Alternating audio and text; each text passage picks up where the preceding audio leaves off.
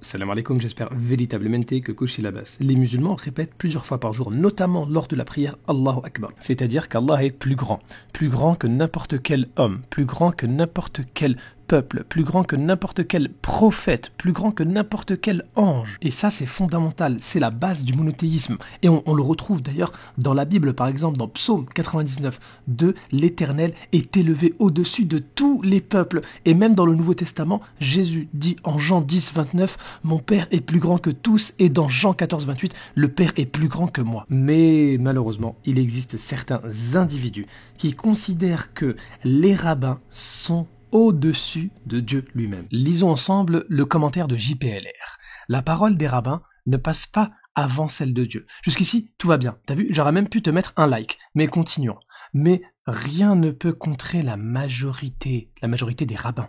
Au niveau de la loi, pas même Dieu lui-même. Regarde ce qui se passe. C'est un midrash. Il nous parle d'un passage dans son Talmud à lui. C'est pour expliquer que c'est comme ça que se structure la loi, à la majorité des décisionnaires, tellement que même...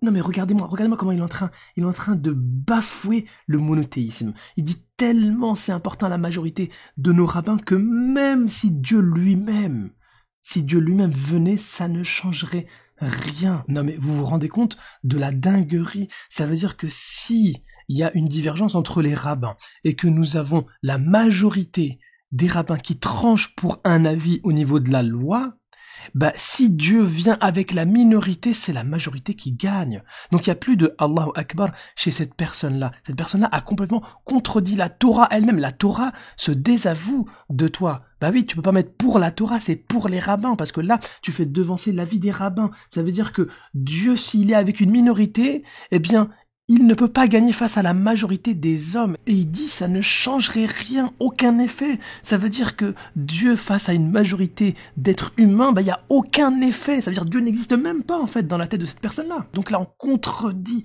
totalement le monothéisme, on contredit totalement les 10 commandements, on contredit Psaume 99, que l'Éternel est élevé au-dessus de tous les peuples. Même si tu viens avec la majorité de tes rabbins, c'est Dieu qui gagne. Vérifiez!